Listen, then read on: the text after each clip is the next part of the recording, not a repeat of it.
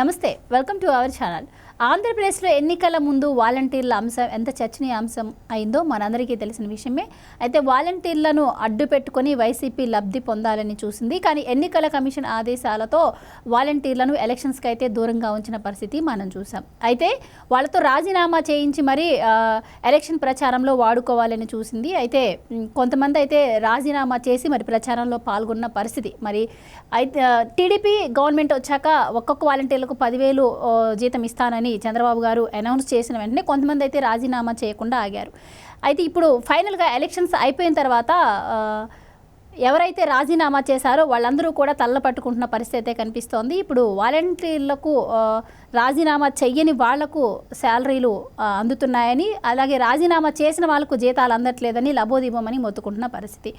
So ఈ నేపథ్యంలో మరి వాలంటీర్ల పరిస్థితి ఏంటి, ఈ వివరాలు తెలుసుకునే ప్రయత్నం చేద్దాం. మనతో ఉన్నారు టీడీపీ స్పోక్స్ పర్సన్ సూర్యదేవరలత గారు. నమస్కారం మేడం. నమస్తే. సో మేడం, వాలంటీర్లను అడ్డు పెట్టుకొని లబ్ధి పొందాలని చూసింది. అసలు ఎంత క్లియర్గా మనకి కనిపిస్తుంది అంటే వాలంటీర్లకు మీటింగ్స్ పెట్టి మరి టీడీపీ గురించి తప్పుడు ప్రచారం చేయడం కావచ్చు, అలాగే మీరు సీఎం జగన్మోహన్ రెడ్డి గారికి రుణం తీర్చుకునే అవకాశం వచ్చిందని చెప్పి వాళ్ళని రెచ్చగొట్టడం కావచ్చు.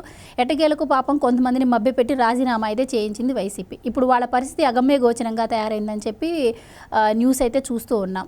మరి ఇప్పుడు రాజీనామా చేసిన వాళ్ళ పరిస్థితి ఏంటి అంటారు? వైసీపీ మాట విని ఇప్పుడు రాజీనామా చెయ్యని వాళ్ళైతే ఇప్పుడు హ్యాపీగా ఉన్నారు, వాళ్ళకి 2 నెలల జీతం కూడా అందిందని చెప్పి వార్తలు వస్తున్నాయి. సో ఏం చెప్తారు, ఎలా ఉండబోతుంది అంటారు ఫైనల్గా ఏపీలో వాలంటీర్ వ్యవస్థ? వాలంటరీ వ్యవస్థ అనేది జగన్మోహన్ రెడ్డి ఏం చేశాడంటే తన సొంత వైసీపీకి ఒక రకమైన కార్యకర్తలాగా వాడుకోవటం, హార్డ్ కోర్ కార్యకర్తలాగా వాడుకోవటం చేశాడు. అంటే ఏంటంటే వాళ్ళు 50 కుటుంబాలు ఒకరికి టార్గెట్ ఇచ్చినప్పుడు ఆ టార్గెట్లో అంటే ఎవరైతే తెలుగుదేశంకి సింపతి పరులు వాళ్ళు ఎవరైనా ఉంటే వాళ్ళవన్నీ కార్డ్స్ అన్నీ కట్ చేసేయటమే కానివ్వండి, వాళ్ళకి రావాల్సిన బెనిఫిట్స్ అన్నీ కూడా కట్ చేయటమే కానివ్వండి, ఇలాంటివన్నీ మొత్తం డీటెయిల్స్ అన్నీ కూడా అతను జగన్మోహన్ రెడ్డికి అందవేస్తూ ఉన్నారు వాలంటీర్స్. సో ఎవరైతే వాళ్ళకి అనుకూల వర్గం ఉంటుందో వాళ్ళకి అన్ని రకాల బెనిఫిట్స్ అందటం కానివ్వండి, ఇలాంటివన్నీ కూడా వాలంటరీ వ్యవస్థ చేసింది. 50 కుటుంబాలే కాబట్టి వాళ్ళకంతా అక్కడ లోకల్గా ఒక అవగాహన ఉంటుంది కాబట్టి వాళ్ళని పెట్టుకొని అంత వ్యవస్థనంతా కూడా అలా మేనేజబుల్ చేసుకున్న తర్వాత వాళ్ళకి మొన్న ఎలక్షన్స్ టైంలో వాలంటీర్లని వ్యవస్థని అయితే ఎలక్షన్ పోల్కి అనుమతించలేదు, అక్కడ పోలింగ్ దగ్గర అనుమతించలేదు. సో అప్పటి నుంచి వాళ్ళ మీద ఆయనకంటే అవసరానికి వాడుకున్నాడు, మధ్యలో వదిలేసినట్టే చేశాడు. ఎందుకంటే తర్వాత కూడా అన్నాడు, బహిరంగ సభలో కూడా ఒక చోట చెప్పాడు, మీకు 5,000 రూపాయలు జీతం ఇస్తాం, 70-80 ఇండ్లు, 80 హౌస్ అంటే ఇదివరకు 50 ఉన్నాయి, 80 హౌస్లు అని చెప్పాడు. తర్వాత అంటే ఏంటి, అతని మాటిని రిజైన్ చేశారు కదా కొంతమంది, ఆ రిజైన్ చేసిన వాళ్ళని తిరిగి విధుల్లోకి తీసుకుంటానని ఎక్కడ ఆయన బహిరంగ సభలో చెప్పలేదు, 80 ఇళ్ళు అని చెప్పాడు. ఆ 80 ఇళ్ళు అనేది ఏంటి, ఈ రిజైన్ చేసిన వాళ్ళ పని వరకు కూడా ఇప్పుడు ఎవరైతే రిజైన్ చేయలేదో వాళ్ళ మీద పడుతుంది కదా. సో ఆయన ఖచ్చితంగా ముందే ప్లాన్డ్గానే చెప్పాడు, రిజైన్ చేసిన వాళ్ళని మనకు బర్డెన్ తగ్గిపోతుంది అనుకున్నాడేమో, రిజైన్ చేసిన వాళ్ళని తగ్గించేసేసి వాళ్ళంతటా వాళ్ళతోనే రిజైన్ చేయించడమే కానివ్వండి, బలవంతంగా రిజైన్ చేయించడమే కానివ్వండి చేశాడు. వాళ్ళు రిజైన్ చేశారు, చేసిన వాళ్ళని వాళ్ళు ఆ లోకల్ ఎమ్మెల్యే క్యాడరే కానివ్వండి, ఆ లోకల్ నాయకులే కానివ్వండి 5,000 ఇచ్చి వాడుకున్నారు వాళ్ళని. సో వాళ్ళు ఓటుకే 4,000 5,000 పంచినప్పుడు ఆ వాలంటరీకి 5,000 ఇవ్వటం వాళ్ళకి పెద్ద విషయమేం కాదు. వాళ్ళేమో హార్డ్ కోర్గా పనిచేశారు, ఒక 2 నెలలు ఇచ్చారు. సో ఎవరైతే రిజైన్ చేయలేదో వాళ్ళకైతే కంటిన్యూ వాళ్ళకి వెళ్తూనే ఉన్నాయి. సో వాళ్ళు ఒక పార్టీకి అని కొమ్ము కాయకుండా వాళ్ళు అలా ఆగిపోయారు. సో వీళ్ళు ఎవరైతే కొమ్ము కాశారో రిజైన్ చేశారో వీళ్ళ ఉద్యోగాలు కూడా పోయినట్టే లెక్క అయింది. ఎందుకంటే నెక్స్ట్ విధుల్లో తీసుకుంటానని కూడా ఎక్కడ బహిరంగంగా ఆయన ఏ రోజు కూడా చెప్పలేదు. ఎందుకంటే అది ఇంటర్నల్లీ ఏం మాట్లాడుకున్నాడో ఏం చేశాడో కానీ బహిరంగంగా అయితే ఇప్పుడు వాలంటీర్లకి 80 ఇండ్లు ఇస్తానని చెప్పాడు. ఆ 80 ఇండ్లు అనేది వీళ్ళ ఉద్యోగం పోయింది కాబట్టి ఆ బర్డెన్ వాళ్ళ మీద పెంచుతున్నానని చెప్పాడు. దానికోసం వీళ్ళు అంతగా ఆలోచించలేదు. వీళ్ళంతా ఆలోచించకుండా వీళ్ళు అంటే వన్ సైడ్ నాకు జగన్ గారు వస్తే మాకేదో చేసేస్తాడని ఇంకా అదే ఆలోచనలో వెళ్ళి వాళ్ళు పనిచేశారు, 5,000కి పనిచేశారు పార్టీకి. సో ఈరోజు అది వస్తుందనే నమ్మకం లేదు. కానీ తిరిగే రోజుల్లో కూడా క్యాంపెయిన్కి తిరిగిన రోజుల్లో కూడా కార్యకర్తల కన్నా వీళ్ళే ఎక్కువ పనిచేశారు వాలంటీర్లు. సో వాళ్ళకి ఆ బాధ కూడా ఉందంట, కార్యకర్తలే భయపడిపోయి గెలవట్లేదు అని చెప్పేసి వాళ్ళు మానేశారు. పార్టీకి ఎమ్మటి తిరగట్లేదు, వాళ్ళే వేరే పార్టీ మారిపోతున్నారు.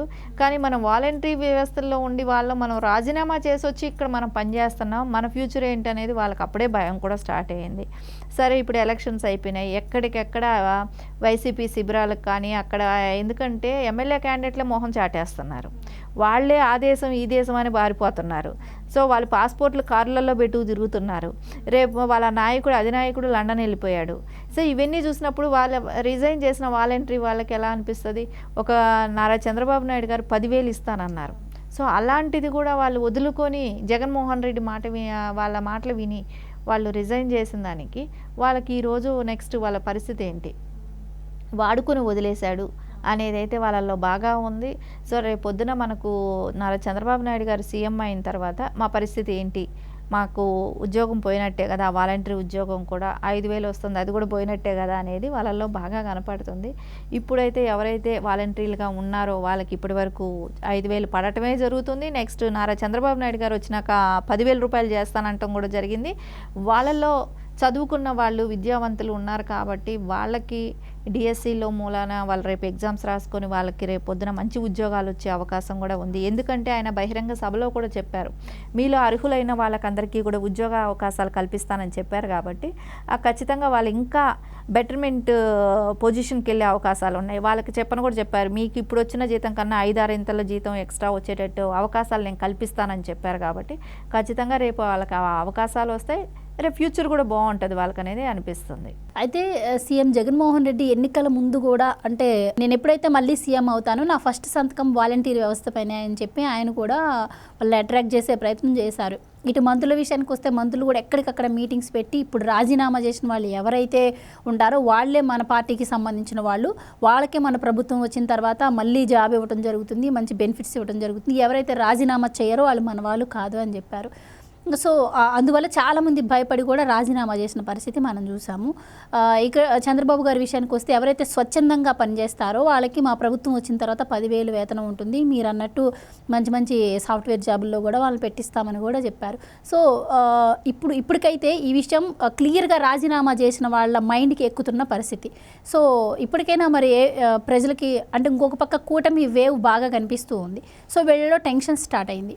సో ఎలా ఉండబోతుంది అంటారు? ఇంకా ఎందుకంటే జగన్మోహన్ రెడ్డి వాలంటరీకి నేను మళ్ళా తిప్పి సంతకం చేస్తాను, మొదటి సంతకం అదే అని అనటానికి కారణం ఏంటంటే యాక్చువల్లీ వాళ్ళని కాంట్రాక్ట్ బేస్ లాంటిదే, 5 సంవత్సరాల వరకే వాళ్ళ ఇది. సో అది అయిపోతుంది కాబట్టే వాళ్ళని మళ్ళీ సంతకం చేస్తానన్నాడు. అక్కడైనా వాళ్ళు వాలంటీర్లు అర్థం చేసుకొని ఉండాల్సింది, అది వాళ్ళు అర్థం చేసుకోలేకపోయారు. ఎందుకంటే అపోజిషన్ వాళ్ళు చెప్పే కొద్దికి ఏం చెప్పారు, వాళ్ళకి ఎలాంటి నూరు పోసారు, వాళ్ళు కావాలనే చెప్తారు, మేమే మీకు ఉద్యోగాలు ఇచ్చాం, మీకు మళ్ళీ మేమే చూసుకుంటాం, ఈ వ్యవస్థని కంటిన్యూ చెయ్యరు అని కూడా తప్పుడు ప్రచారం చేశారు. వాళ్ళ భవిష్యత్తుతో వీళ్ళు ఆడుకోవటం జరిగింది.